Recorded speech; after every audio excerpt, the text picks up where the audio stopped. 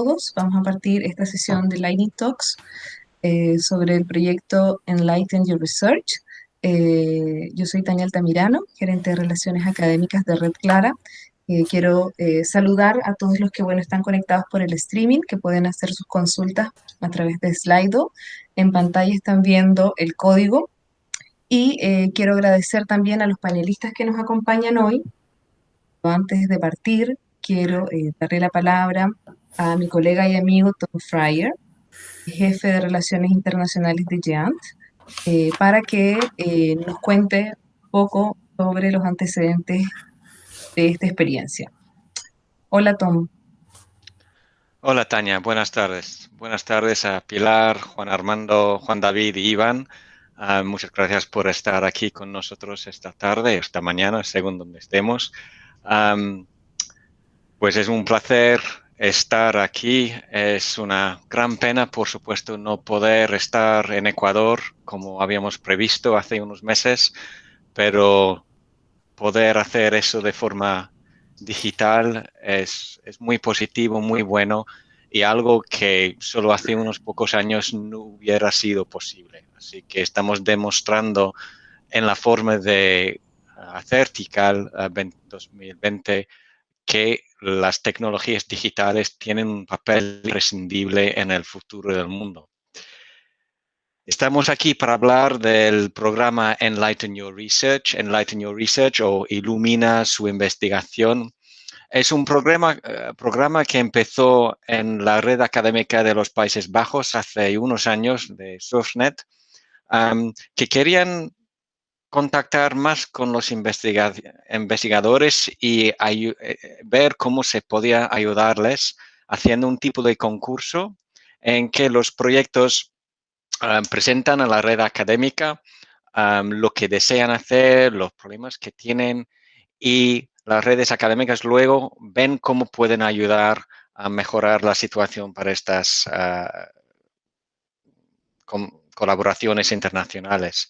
Esto llevamos en GEO a experimentar también con otras regiones y países con que trabajamos, como ha sido en el caso de la India y también en uno de los proyectos que tenemos en la frontera este de Europa, en lo que llamamos la Eastern Partnership, es decir, relaciones con países al este de Europa, y hemos tenido mucho éxito con muchos casos. Y hemos pensado que estaría muy bien hacer esto con América Latina. Al principio de TICAL 2020, esta tarde, hemos escuchado las palabras de Roberto Viola de la Comisión Europea diciendo que la conectividad, hablando de Bela, que la conectividad es la base de la colaboración. Y es cierto, pero hemos también escuchado a Luis y a Eric hablando de servicios que van más allá de la conectividad, como en el caso de acceso a información, a datos. Y por eso en la idea de EYR, de Enlighten Your Research, es ver todos los temas en que las redes académicas pueden ayudar a los existentes proyectos de investigación y de colaboración. Y entonces hemos anunciado esto el año pasado, este programa, pensando en todo tipo de proyectos, que sean astronomía, biodiversidad, investigación del clima, objetivos de desarrollo, las ciencias de la Tierra, la investigación en la genética, la física de las altas energías, instrumentación, las artes, sea lo que sea, pudiendo dar posibles apoyos con la conectividad, detectando problemas donde hay en la conectividad, acceso a datos, trust and identity, servicios de identidad, servicios de privacidad, se ayuda quizás o consejos en la diseminación, en todo tipo. Entonces, la idea esta tarde, y Tania nos va a resumir un poco los resultados del programa ahora, la idea es escuchar algunos de los proyectos que han tenido éxito en el primer Enlighten Your Research. Y quiero enfatizar que también con la llegada de Bela en el 2021, como hemos escuchado de las palabras de Eric esta tarde, vamos a lanzar a principios del año que viene una EYR especial para Bela. Gracias, Tania. Gracias a ti, Tom, por esa grata introducción. La verdad es que es muy interesante y de parte la experiencia en América Latina. Para nosotros fue un trabajo bastante arduo porque no solo tuvimos que lidiar con el contexto de la pandemia, de los cambios, de ajustarnos. De hecho, los investigadores que este día nos acompañan saben y vivieron con nosotros el proceso de eh, dilatar las presentaciones, las reuniones, adaptarnos, ajustarnos a nuevas fechas. Al total de la convocatoria tuvimos 22 trabajos que postularon.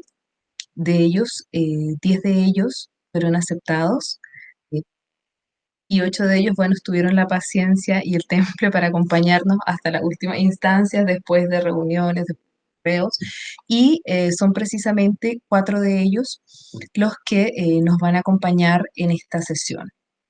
Uno de mis colegas, también gran amigo de Red Clara y parte del comité de programa de TICAL, es Luis Núñez.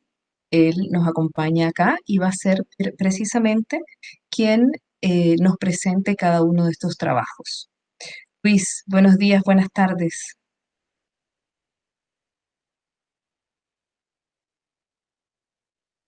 Listo. Muy Hola, bien. muy buenas. Perdonen que con este rollo de la pandemia ahora casi uno está en presencialidad ubicua. Pasas de una reunión a otra sin pararte de la silla y son miles de kilómetros que pasa. Así que, pero este era un compromiso que Tania y Tom saben que es de corazón en el caso mío y es una militancia en crear redes, en crear espacios para que Europa y América Latina se encuentren. Lo hago de manera personal y de manera profesional permanentemente, ¿no? Entonces, para mí es un verdadero placer estar acá. Realmente agradezco a Tania, a Tom y al resto de los colegas esta oportunidad. La idea acá es hacer esas charlas relámpago de conocer qué es lo que traen ustedes. No solamente Tania, Tom y yo lo conocemos y estamos enamoradísimos de sus proyectos. Queremos que el público, que los está viendo, conozca en estas charlas relámpago. Vamos a empezar con Pilar Cosío, que además muestra clarito esa unión entre Europa y América Latina, entre el Max Planck Institute y la Universidad de Antioquia acá en Colombia. Pilar nos va a hablar del diseño y la obtención y evaluación biológica de nuevos fármacos candidatos frente a enfermedades parasitarias. Tu charla relámpago, Pilar, por favor. Bueno, muchísimas gracias, Luis, y a todos los organizadores de este evento. Voy a empezar a presentar. La verdad, estoy muy contenta de estar aquí. ¿Me pueden confirmar que sí están viendo la pantalla? Positivo, y un acento paisa precioso. Bueno, muchísimas gracias. Mi nombre es Pilar Cosio. Yo soy investigadora de la Universidad de Antioquia en Colombia y también asociada a los institutos Max Planck en Alemania. Y este es un proyecto súper interesante porque es con un colaborador de la Universidad Autónoma de Chile y también la Universidad de Salamanca en España. Entonces, el objetivo principal de nuestro trabajo es el diseño, la obtención y la evaluación biológica de nuevos fármacos contra enfermedades parasitarias. Entonces voy a empezar con la motivación de nuestro trabajo. Después les voy a mostrar nuestra colaboración entre Europa y Latinoamérica, las diferentes etapas del trabajo, el objetivo y el impacto principal. Entonces, la motivación de nuestro trabajo es que estos son unos datos, unos estimativos de la Organización Mundial de la Salud de las muertes en el 2015 por diferentes enfermedades olvidadas, las neglected tropical diseases. Entonces, por ejemplo, vemos que en el 2015 tuberculosis mató alrededor de 1.200.000 personas, pero enfermedades como la malaria todavía alrededor de 500.000 muertes al año. Entonces, esto nos motiva a a la búsqueda eficiente, la búsqueda que sea barata de protocolos de diseño de medicamentos, de búsqueda de medicamentos, en particular para enfermedades parasitarias y esas enfermedades olvidadas, pero en realidad creemos que todos estos protocolos de búsqueda de fármacos pueden ser utilizados para atacar pandemias nuevas, por ejemplo, la que estamos viviendo ahora. Entonces, la motivación es básicamente desarrollar protocolos computacionales y experimentales que nos ayuden a buscar nuevos fármacos para diferentes enfermedades. Entonces, esta es nuestra colaboración. Estamos en Colombia, en la Universidad de Antioquia, en la Universidad Autónoma de Chile, en Alemania, en el Max Planck y en la Universidad de Salamanca. Y esto es muy, muy interesante porque es un proyecto interdisciplinario. Tenemos químicos, biólogos, físicos, matemáticos, ingenieros y estamos compartiendo datos y tratando de hacer una búsqueda de fármacos eficiente porque sabemos que tenemos poca financiación, no somos pues países desarrollados con millones de dólares para buscar estos fármacos, entonces necesitamos desarrollar, digamos, técnicas innovadoras y eficientes. Entonces, digamos que hay 3 etapas para esta búsqueda de nuevos fármacos contra estas enfermedades parasitarias. La primera, que digamos yo y nuestro colega David Ramírez somos expertos, es en la búsqueda computacional de nuevos fármacos y de nuevos blancos biológicos, o sea, identificar las proteínas involucradas en estas enfermedades para poder buscar el medicamento que las inhiba, por ejemplo. Después está la síntesis química de cómo vamos a sintetizar esos compuestos, esos nuevos compuestos diseñados, y después evaluar estos compuestos en los animales, por ejemplo. Entonces, todo esto está interconectado y tenemos comunicación constante entre España, Chile, Colombia, Alemania, tratando de eficientemente desarrollar estos fármacos. Entonces, en la primera etapa, lo importante es identificar el blanco biológico. Entonces, la proteína blanco, que va a ser el blanco de esos fármacos que vamos a diseñar, y identificar que no sean, por ejemplo, perjudiciales o que tengan homólogos en el hospedero, en el humano, por ejemplo, y buscar múltiples blancos biológicos para poder atacar eficientemente el parásito. Ya después viene la parte del diseño computacional. Entonces, una vez identificamos acá en naranja ven la proteína, entonces una vez la identificamos, empezamos con el diseño computacional del fármaco. Y lo que hacemos básicamente es un protocolo tipo embudo en donde vamos filtrando con métodos, digamos, computacionales que no sean muy precisos, pero que sean muy eficientes, y vamos incrementando en precisión computacional para ya después terminar con un número, digamos, de posibles fármacos identificados computacionalmente, pero de una manera eficiente. Ya después vamos a la segunda etapa, que es la síntesis química, que esta la harán nuestros colegas de la Universidad de Salamanca. Y finalmente lo que hacemos es evaluar estos compuestos in vitro, pues en los tubos de ensayo, y en vivo, en modelos animales que tienen nuestros colegas experimentalistas. Entonces, lo que vemos es que básicamente ese es el parásito, y después que le sumergimos la droga, ya después están muchos muertos o con poca actividad.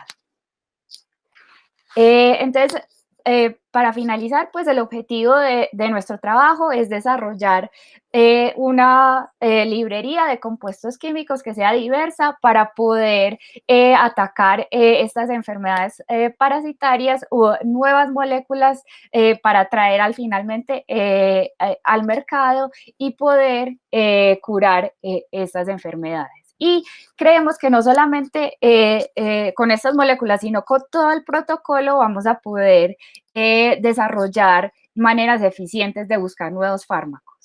El impacto del proyecto es que es una colaboración interdisciplinaria e integrativa en donde tenemos métodos computacionales, en donde necesitamos toda la ayuda de, por ejemplo, estas becas de Enlighten Your Research para la comunicación entre nosotros, y también tenemos toda la síntesis química y la parte de evaluación biológica. Entonces, creemos que sobre todo para países en vías de desarrollo, por ejemplo, Latinoamérica, todos estos métodos, digamos, de eficiencia computacional y experimental van a ser muy beneficiosos, sobre todo en estos momentos de pandemia. Muchísimas gracias a ustedes por su atención y a las personas del Enlighten Your Research por su apoyo y por esta oportunidad de hablarles. Gracias. Gracias, Pilar. Estamos revisando las preguntas que pueden hacerlas por Slido o Slido, como quieran. Yo tengo una pregunta para ti y por aquella costumbre de quien organiza tiene que preguntar si los demás no hacen. ¿Cómo ahora tú miras la investigación y el proyecto tuyo a la luz de el COVID? ¿Qué cambio? ¿Cuál es? Porque todos cambiamos nuestras vidas, todos vemos ahora la vida distinta. ¿Cómo miras tú tu proyecto? Pues de hecho, me parece que el proyecto es muchísimo más importante, porque de hecho todos estos protocolos de búsqueda de fármacos, y no solamente pues de búsqueda de fármacos, sino también de búsqueda de vacunas, o sea, yo creo que ahora en estos momentos la computación va a ser una herramienta fundamental. Todos los métodos computacionales van a ser fundamentales para buscar curas para estas enfermedades de una manera mucho más eficiente y menos costosa. O sea, yo creo que le da aún mucho más valor a nuestros experimentos. Gracias, Pilar. Todos estamos en ese proceso de reflexión a ver qué pisos se llevaron y cómo nos adaptamos a esta nueva realidad. Así que, ¿alguna otra pregunta por el mecanismo? Acá no las veo. En este caso, Yo creo que no, Luis. De todas maneras, para los que están en el streaming, debajo de la pantalla de presentación pueden ver el espacio de preguntas, donde pueden mandar sus preguntas, comentarios. Claro. Así es que, bueno, queda activo. Adelante. Perfecto. Luego tenemos a Juan Osorio Cano, que tiene un título muy sugestivo y que también quedamos impresionados y enamorados del proyecto. Dice: comida rápida disponible para los corales, comprendiendo el comportamiento de los microplásticos alrededor de los arrecifes de coral en función de las condiciones hidrodinámicas. Adelante, Juan David. Bueno, muchas gracias por la invitación y por la oportunidad de presentar el proyecto. Entonces, vamos a compartir pantalla.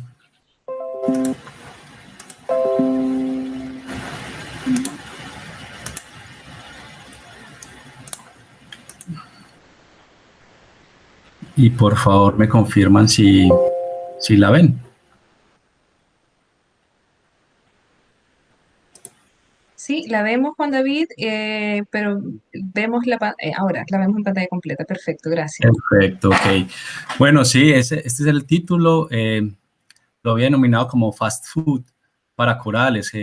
Queremos entender cómo es el proceso de todo este tema de microplásticos que ahora pues está, digamos, en boca de los investigadores, y queremos hacer alianzas con biólogos de otras instituciones para poder proyectar qué está pasando alrededor de los corales con esto y sobre todo desde el punto de vista no solo biológico, sino también hidrodinámico. Entonces, aquí como motivación, pues primero enmarcar como dentro de cómo surge este tema y por qué llegó al tema. Inicialmente, durante el doctorado me enfoqué en la parte del estudio de la hidrodinámica alrededor de los arrecifes de coral como estructuras naturales de protección costera.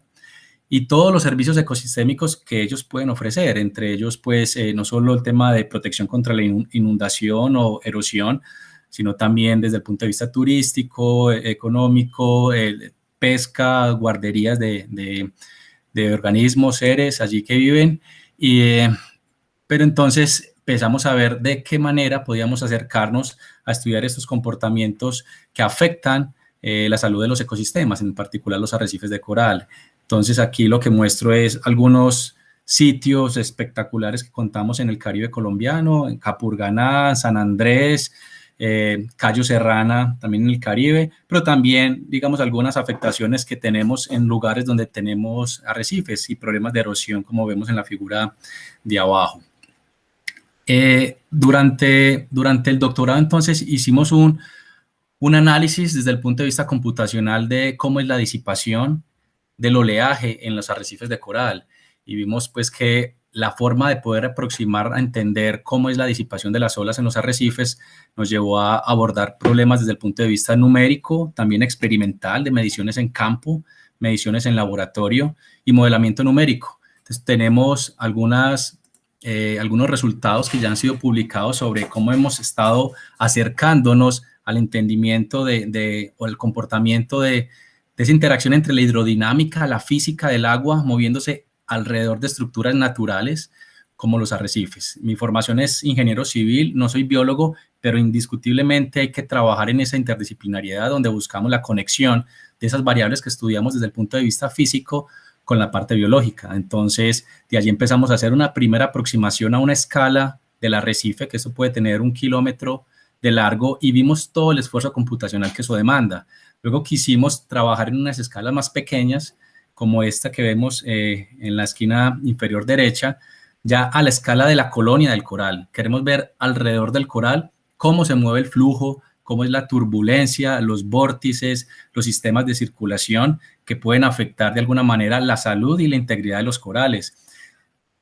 Digamos que con todos estos antecedentes en mente, llegamos a la idea de seguir bajando aún más la escala, y es allí cuando en las discusiones con los biólogos y los compañeros, colegas de instituciones como el CEMARIN, la Universidad de Gießen en Alemania, encontramos que habían, digamos, cosas que nos podíamos complementar. Ellos estaban trabajando muy fuerte en toda la parte de microplásticos, desde el punto de vista biológico, y nosotros comprendimos, digamos, podíamos aportar desde el punto de vista físico hidrodinámico en hacer mediciones sobre esos corales con sensores de velocidad para medir la turbulencia, las velocidades de flujo alrededor de las colonias y estudiar el efecto, por ejemplo, en este caso, del tejido vivo o muerto sobre la hidrodinámica. Entonces dijimos, bueno, ¿qué tal si buscamos puntos en común y tratamos aún más de ir un poco más a detalle, un poco más fino, y es estudiar estas interrelaciones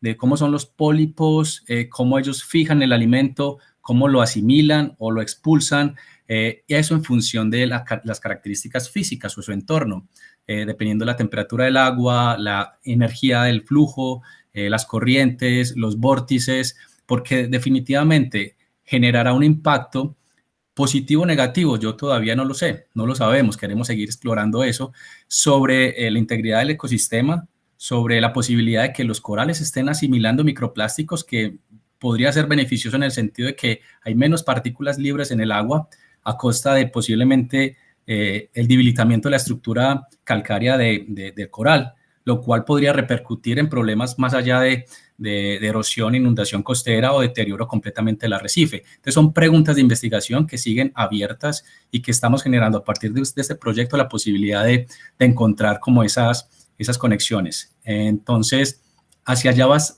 el proyecto. Lo que buscamos es, a través de esas mediciones de laboratorio, que son sin precedentes, modelación numérica a detalle, usando modelos tipo CFD o de dinámica de fluidos computacionales, poder estudiar los procesos físicos alrededor de las colonias de coral, físicos y la biología relacionada con esto, para ver de qué manera ellos están comiéndose esa comida rápida, ese hot dog que le viene como microplástico, qué tan fácil o difícil es para ellos.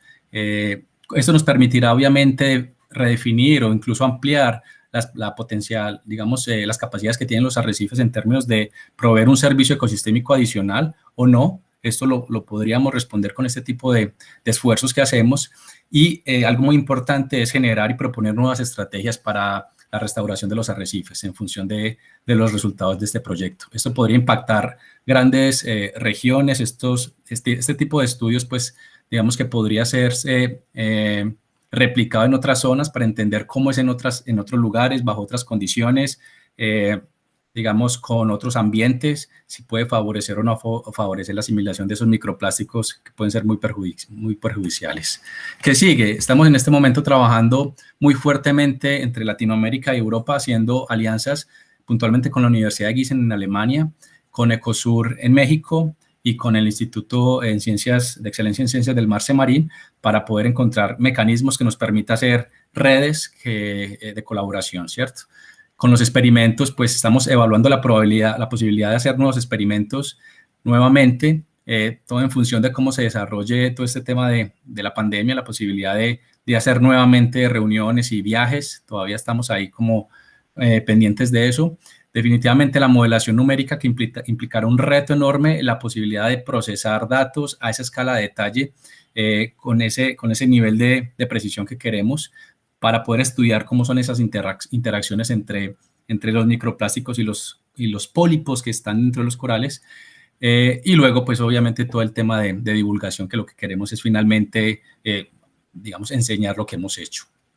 Entonces, pues eso es lo que de momento, el abrebocas que tenemos del proyecto. Obviamente un montón de colegas involucrados en esto. Agradecer pues a Enlight Your Research por la posibilidad de presentar esto y de recibir un apoyo y asesoría en todo lo que ellos son fuertes.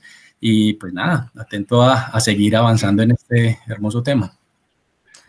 Gracias, Juan David. Tenemos una pregunta acá de los amigos. Juan Armando Sánchez, dicen, ¿han considerado incluir octocorales, quienes son los que más filtran agua? Muy buena pregunta. Pues no nos cerramos a la posibilidad. En un principio hemos hecho algunos experimentos con algunas especies que teníamos disponibles allí en el laboratorio en Gießen, pero claro que sí, yo creo que no se podría descartar si es uno de los mecanismos, uno de los corales que más, octocorales que más pueden filtrar agua. Entonces, digamos, el impacto sobre ellos puede ser mucho mayor. Entonces, claro, se abre toda la posibilidad. Es allí donde los biólogos pues, nos pueden dar mucho para saber por dónde alinearnos y saber con qué especies puntuales podríamos, digamos, avanzar en la investigación. Gracias, Juan David. Gracias, Juan Armando. Y ahora te toca el turno a ti, con la creación de una red de colaboración internacional para anotar el genoma de 5 especies de coca. No voy a decir esa palabrota que dice ahí porque es impronunciable, hacia la búsqueda de usos medicinales alternativos. Juan Armando de Uniandes, bienvenido. Muchas gracias, Luis. Igualmente, Tom, Tania y todos los compañeros panelistas. En un segundito voy a poner la presentación. También quisiera presentar a Sandra Montaño, que nos acompaña en el panel. Es también coautora del proyecto. Y ya. Por favor, me cuentan si ven mi pantalla. ¿Sí se ve? Sí. ¿Sí? Ok. Bueno, entonces, ¿de qué se trata esto? Bueno, realmente las especies que producen coca, que son del género Erythroxylum, sí es difícil de mencionar, pero tiene menos estigma que la palabra coca. Erythroxylum coca y Erythroxylum novagranatensis, pues digamos que la mayor cantidad de problemas que ha tenido Colombia y parte de Latinoamérica y muchos países en el mundo, pues es el tráfico de la cocaína. Sin embargo, la hoja de coca solo tiene 0.5% de cocaína. Realmente el resto de componentes son químicos y se le adicionan, y esta planta tiene una cantidad de propiedades increíbles. Nutricionalmente es similar a cualquier grano, no sé, es decir, la lenteja o el garbanzo, y además de eso pues tiene una riquísima química de tropanos que es muy interesante. Y si en Colombia hay más o menos unas 200.000 hectáreas sembradas, imagínense que podamos cambiar el chip de que se cultive la coca para cocaína y más bien se use para otras cosas. Y aquí podemos hablar hace poco hicimos una revisión. Nuestra red incluye investigadores en Alemania, en Brasil y en Inglaterra y en varias ciudades de Colombia. Imagínense que hay unos tropanos que se llaman las catoabinas. Las catoabinas se sabe que sí tienen un efecto positivo ante la disfunción eréctil. Estamos viviendo una pandemia porque hay algunos animales que la gente consume porque creen que tienen beneficios de la disfunción eréctil. Entonces, existe un mercado enorme, ¿cierto?, para esto y realmente, digamos, traería enormes beneficios. Otra cosa interesante es que dentro de las 2 especies que producen cocaína, hay 2 especies que no la producen. Erythrocylum gracilipis y Cataractarum, incluso especies de afuera de ese grupo, como Erythrocylum cartagenense, también tienen una cantidad de tropanos y de cosas muy interesantes. Entonces la idea es identificar, pues, estudiar los genomas de estas 5 especies y ir hacia una industrialización legal, ¿cierto? Con beneficios nutracéuticos, ojalá inmediatos. Algo que me gustaría comentar acá es que es un proyecto de innovación totalmente abierta. Aquí no pensamos hacer ninguna patente ni nada, lo que queremos es que rápidamente el conocimiento que tengamos se pueda transferir a las comunidades y que ellas puedan, digamos, producir una hoja de coca, ojalá con cero alcaloide de cocaína, con cero alcaloide ilegal y tener nuevas propiedades que vamos a estar pues identificando. Digamos que hemos hecho ya mucha de la secuenciación de estos genomas, pero todavía hay mucho trabajo en la parte de genómica poblacional, ensamblar los genomas todavía estamos trabajando y obviamente en la anotación, ¿cierto? Esto es como cada especie es toda una enciclopedia completa, ¿cierto? Que está recortada en pedacitos completamente desordenados y lo que tenemos que hacer es ordenarla. Entonces, es un proyecto que va a tener impactos en la parte social. Obviamente, o sea, la lucha contra las drogas, pues no es un secreto que fumigar y hacer este tipo de cosas, pues no ha funcionado. Este campo está totalmente inactivo, ¿cierto? El estigma que tiene pues estas plantas hace que no las estudien mucha gente y obviamente contribuir al desarrollo sostenible de las economías afectadas, digamos, por esto. Aquí están, pues, digamos, los laboratorios más activos que están trabajando con nosotros. Y bueno, quisiera darle la palabra un momentico a Sandra para que nos cuente exactamente los tipos de análisis que estamos haciendo y las necesidades computacionales. Buenas tardes, mi nombre es Sandra Montaño. Entonces, bueno, la primera parte del proyecto es hacer la parte de ensamblaje de los genomas. Como dijo el profe, estamos trabajando en esa parte. También hacer toda la parte poblacional, el llamado de SNPs. Se necesita, como dijo el profe, son grandes secuencias y se necesita bastante capacidad. Entonces necesitamos mucha capacidad en memoria RAM. Bueno, todas las especificaciones las están viendo en pantalla.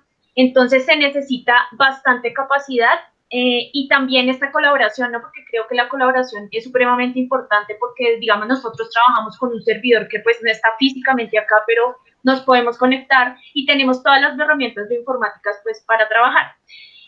Después de eso, digamos, de tener toda esta parte del ensamblaje del genoma, la idea es compararlo con la parte de metabolómica. Yo estoy trabajando en esto, bueno, estamos, cuando podamos ir a la universidad, la idea es empezar con el trabajo de mirar cuáles son esos perfiles metabólicos que tiene cada una de las plantas de Erythrocylum, y la idea es comparar la información genómica, comparar toda esa información después de la anotación funcional, mirar qué genes están involucrados en qué vías y involucrarlo o relacionarlo con la parte metabólica, porque es importante mirar, listo, si genómicamente tenemos estos genes, vamos a mirar si en verdad la planta está expresando estos perfiles metabólicos.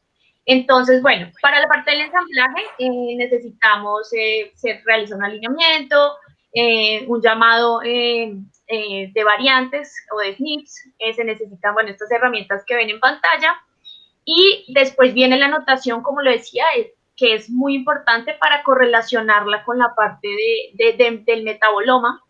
Y pues digamos el objetivo principal es hacer el ensamblaje del genoma de Erythroxylum, de las especies que producen coca y las que no, y la idea es como comparar también si encontramos metabolitos diferentes entre las que producen coca y las que no producen coca.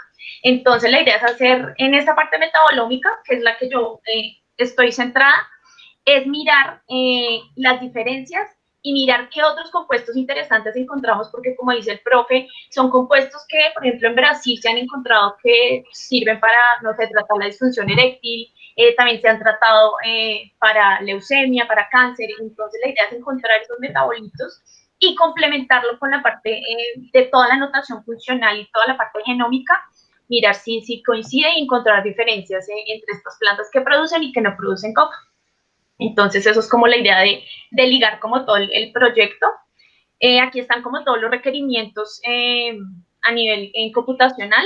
Entonces pues la idea es secuenciar con Illumina, completar espacios que haya con PacBio, y la idea es que se necesita de almacenamiento 100 terabytes, es decir, se necesita una gran capacidad de estos servidores, memoria RAM de 1.7, 1.5 terabytes, es decir, es bastante capacidad la que se necesita para hacer todos estos análisis, y necesitamos por lo menos 200 cores, es decir, necesitamos toda esa capacidad de 200 centros para poder trabajar. Entonces, la idea de este proyecto, lo interesante es que es una red y que tenemos colaboración con muchas personas y que podemos tener acceso a esos servidores que tienen todas estas herramientas bioinformáticas con toda esta capacidad, pues para poder desarrollar la parte genómica y a su vez ligarlo con la parte de metabolómica, que pues realmente no se ha hecho aquí en el país, realmente no se conoce, no conocemos qué metabolitos pueden haber en estas plantas, entonces es muy interesante el proyecto. Sí, bueno, muchas gracias, Sandra. Y ya para finalizar, pues sí, digamos, el movimiento de información que tenemos que hacer entre Alemania, Inglaterra, Brasil y varias ciudades de Colombia realmente sería imposible, pues sin la ayuda de Red Clara, Gianti y obviamente la red de Colombia, Renata. Entonces, pues estamos muy contentos y también queremos pues aprovechar para decir que esta es una investigación de innovación abierta. Todo el que crea que puede contribuir a él, pues nos puede contactar y estaríamos dispuestos de colaborar, obviamente. Gracias, Juan Armando. La misma pregunta, porque es una pregunta que me hago cuando me cepillo los dientes. ¿Cómo cambia el proyecto con esta nueva realidad? Mientras Sandra hablaba, ya, cuando podamos volver, vamos a volver. Esa es mi pregunta. Sí, bueno, digamos, íbamos avanzando rapidísimo, pero pues apenas cerraron los laboratorios, pues nos quedamos como a mitad de camino. Entonces, pues lo que estamos haciendo es tratando de volver a los laboratorios para reactivar esto. También pues el acceso pues, al material vivo y todo, pues también es complejo ahora pues con la movilidad. Sin embargo, pues con la parte de informática, pues hemos tratado de avanzar en lo que más se puede. También hemos aplicado a muchas convocatorias de bioeconomía con la Comunidad Europea y y también en Inglaterra, digamos, nos hemos movido mucho en asegurar financiación. Pues es un proyecto costoso, pero creo que vamos en la dirección correcta y claramente el hecho de que vean que estamos trabajando en red, que la colaboración es abierta, pues nos ha servido mucho también para tener muchos más socios interesados en financiarnos. Gracias. En cuanto a los requisitos computacionales que Sandra insistió tanto, los hay. ¿Okay? Es decir, tenemos que empezar ahora a coordinar con los dos lados del Atlántico para, tanto en el caso de Pilar como en el de tuyo, Sandra, y luego Iván va a venir más o menos por la misma ruta. Esos mecanismos los tenemos y era parte de por qué iniciamos esta oferta de colaboración a los dos lados del océano. Así que deja la angustia que vamos para allá. Ya, excelente. Qué bien. A continuación, y ya para tener el cierre, Iván Sidelnik nos presenta el Observatorio Latinoamericano Gigante. Él es el investigador principal del observatorio y está basado en el sur del sur, en Bariloche. Así que bienvenido, Iván. Adelante. Muchas gracias, Luis. Gracias por la invitación a contarles sobre el observatorio. Yo también le voy a consultar a ver si se ve bien el comienzo de mi presentación, si todos lo pueden ver. Sí, todo correcto, Iván. Entonces, muchas gracias. Bueno, muchas gracias. Bueno, como decía Luis, mi nombre es Iván Sidelnik, trabajo en Bariloche, vivo en Bariloche, en el sur de Argentina, y les voy a contar sobre el Observatorio Latinoamericano Gigante, llamado LAGO. Me voy a detener un poquito más por ahí en esta parte de la presentación para que observen el mapa, si bien no se ve tan impresionante como lo es, o yo creo que lo es. Este mapa en Latinoamérica representa todos los lugares donde LAGO tiene, que les voy a contar ahora de qué se trata, tiene proyección, tiene sitios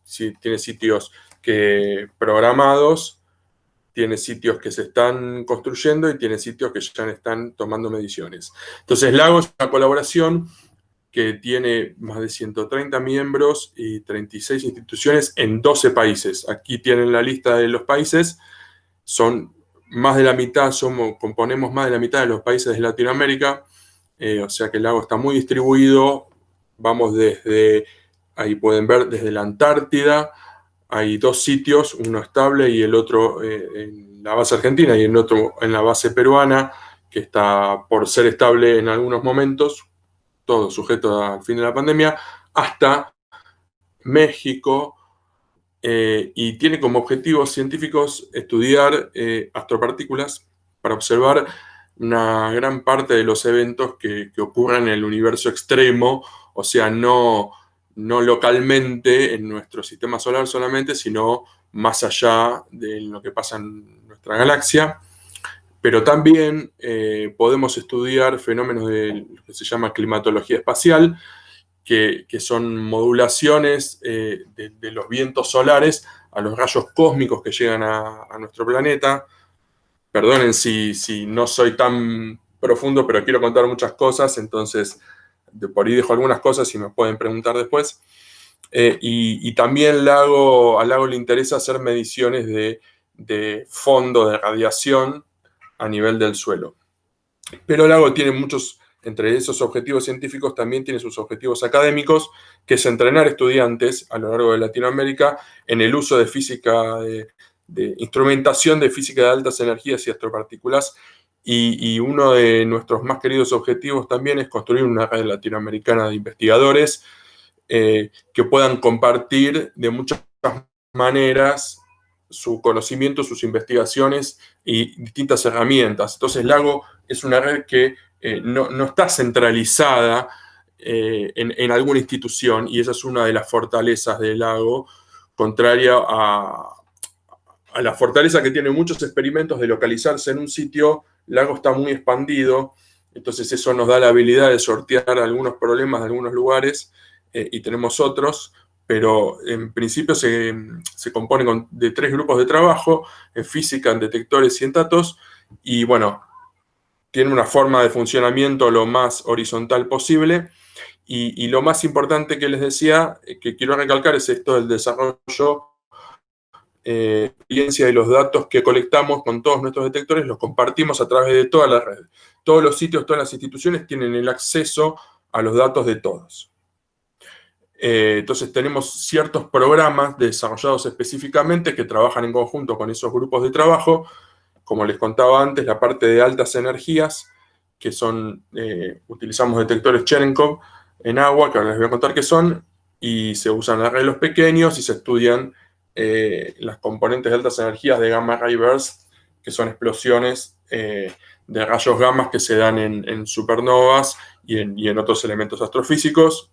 La parte de climatología espacial, la parte de universidades, que ya les mencioné un poco, donde se hacen distintos estudios a nivel de pregrado y de estudiantes de doctorado, y un poco lo que creo yo que va más con el entorno de estas charlas que estamos dando, la parte virtual del lago, que tiene que ver con datos adquiridos que uno le interesa preservar e integrar en toda la colaboración, y estamos haciendo muchos desarrollos computacionales que juntan programas de simulación para simular este tipo de eventos de energías extremas y poder ver cómo lo detectaríamos acá.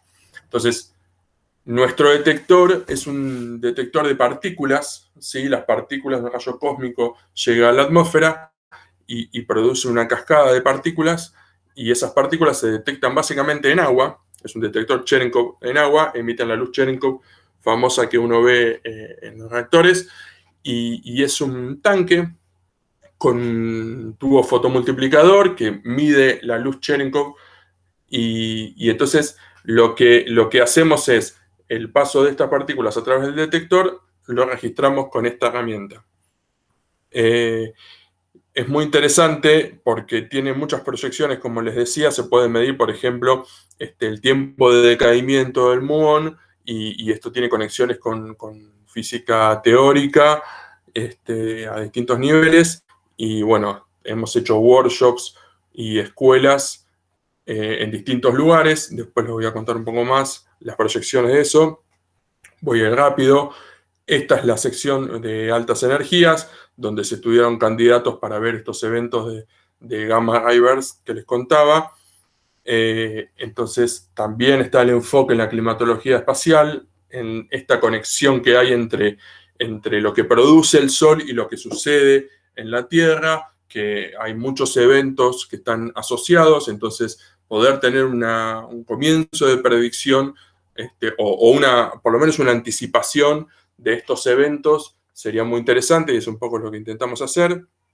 Entonces, este es el esquema que nos marca un poco el camino que nosotros queremos seguir, desde el flujo de rayos cósmicos hacia la actividad solar, y al final del esquema pasan distintas cosas, donde se modulan los rayos cósmicos afuera de la Tierra, el campo geomagnético los afecta, entran a la Tierra, se producen partículas secundarias, y entonces con nuestros detectores nosotros vemos las señales producidas por esas partículas secundarias. Entonces hay una conexión entre los rayos cósmicos y la actividad solar y las señales que vemos a nivel del suelo. Esto es un poco más de detalle, no sé si voy a tener mucho tiempo, pero lo interesante aquí es, también se los mencionaba antes, se está desarrollando un software de simulaciones con bastante precisión, en donde esta figura marca las componentes de distintos tipos de partículas a nivel del suelo, y entonces uno simula esa cascada de partículas en la atmósfera, y luego hace la simulación del detector, que es lo que está a la derecha, y entonces se simula adentro del detector cómo se producen los fotones Cherenkov. Y entonces uno así puede ver las señales a partir de la simulación de los rayos cósmicos que entran en la atmósfera. Este es uno de los tipos de análisis que se hacen. Es un histograma de carga, no vale la pena contar el detalle. Y aquí lo que tenemos es lo que se llama un análisis espectral. A partir de este histograma de carga se determinan distintas bandas en las que las partículas son medidas, entonces la parte electromagnética, la parte de muones de esta cascada que les contaba, y la parte de partículas de mayor energía, se las puede separar. Y esto es un evento solar. Un evento solar es, en este caso, es un Forbush Decrease, que es una erupción solar que barre los rayos cósmicos alrededor de nuestro planeta. Entonces uno mide un cierto nivel de esos rayos cósmicos y de repente ve que baja, ¿sí? en cuestión de minutos o de horas, y que después todo ese sistema se recompone para volver a tener el mismo nivel de rayos cósmicos en cuestión de días. Tarda mucho más. Entonces, haciendo estas mediciones, uno podría por ahí anticiparse un poco o ver esos eventos solares, ¿sí? Estas son fotos muy interesantes de las instalaciones que ya estamos teniendo en Antártida, y pequeños arreglos. Con arreglos de detectores uno puede ver eventos de más altas energías. Arreglos de detectores son varios detectores en conjunto. Y esto es más bien para mostrarle un poco de las noticias. Esto es una mezcla de muchas de las publicaciones que estamos haciendo entre estos últimos años y que están por ser enviadas próximamente, y el workshop que hicimos en octubre-noviembre en Buenos Aires. Y entonces eso me lleva a un poco, para contestarle a Luis antes de que me haga su pregunta sobre la pandemia. Trazamos una especie de camino hacia dónde ir el año pasado, y hay muchas de esas partes de los caminos que fueron pospuestos o fueron resignificados. Por ejemplo, nosotros tenemos para hacer 2 escuelas por año, la idea de hacerlas. Este año obviamente no las pudimos hacer, entonces estamos haciendo workshops en forma virtual donde asisten más de 20 personas. Y entonces necesitamos esa conectividad entre todos los países, además de necesitar la conectividad del envío de los datos, que eso no lo mencioné, lo iba a mencionar ahora, para generar este entorno de workshops y de entrenamiento en cada sitio, ¿sí? Necesitamos poder estar comunicados en forma fluida y poder tener una transmisión de los datos de todos los lugares en forma fluida, aunque estén centralizadas en distintos lugares. Y eso es algo que es muy difícil de lograr, porque son muchos detectores, vieron más de 36 sitios, entonces lograr que todos esos detectores actúen en conjunto y llevar todos sus datos hacia un repositorio único o duplicado es complicado. Y bueno, los dejo para cerrar un poco con esto. En general, las conclusiones tienen que ver con las cosas que comenté. Uno de los países con los que trabajamos nosotros es con España, directamente coordinando con CIEMAT. Entonces, una de nuestras intenciones es poder hacer esa migración de datos y que el flujo de datos pueda ir y venir para poder hacer los análisis, porque uno necesita tener los datos, pero a su vez necesita poder realizar los análisis de esos datos para entender estos fenómenos solares o extra solares, digamos, que van afuera del sistema solar. Entonces, para cerrar un poco, el Observatorio Lago es una red latinoamericana que estamos construyendo todo el tiempo, porque todo el tiempo estamos agregando sitios y países con capacidades nuevas que relaciona estudiantes e investigadores en astropartículas y físicas de altas energías a lo largo de toda Latinoamérica. Gracias. Gracias, Iván. No veo preguntas por ningún lado. Si los compañeros acá quieren preguntar, tenemos unos minuticos para hacer una o 2 preguntas de esas que llaman los gringos, que son ardientes.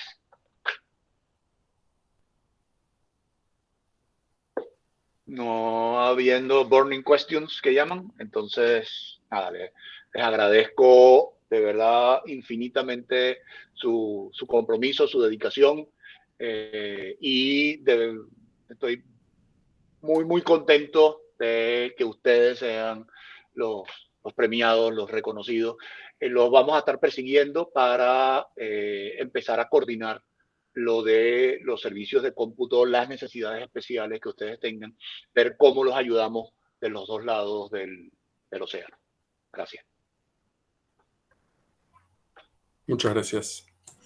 Muchas gracias. Estás Muchas al gracias. mando, Tania. Muchas gracias. a Gracias. todos. Muchas Sí, gracias, después vamos a Cristian. dejar disponibles para consulta sus presentaciones. Si alguien quiere repasar el material, revisarlo. Vamos a tener también la grabación de la sesión, todo una vez que terminemos el día de hoy. Así es que, bueno, que todos, hablo por mí y mis colegas, atentos a cualquier pregunta o comentario. Y bueno, gracias a todos y seguimos en contacto, como diría Luis. Muchas gracias, Tom. Gracias. Chao, gracias, Tom. Que estén Gracias bien. a todos. Chao, gracias. Adiós. Chao. Chao. Chao.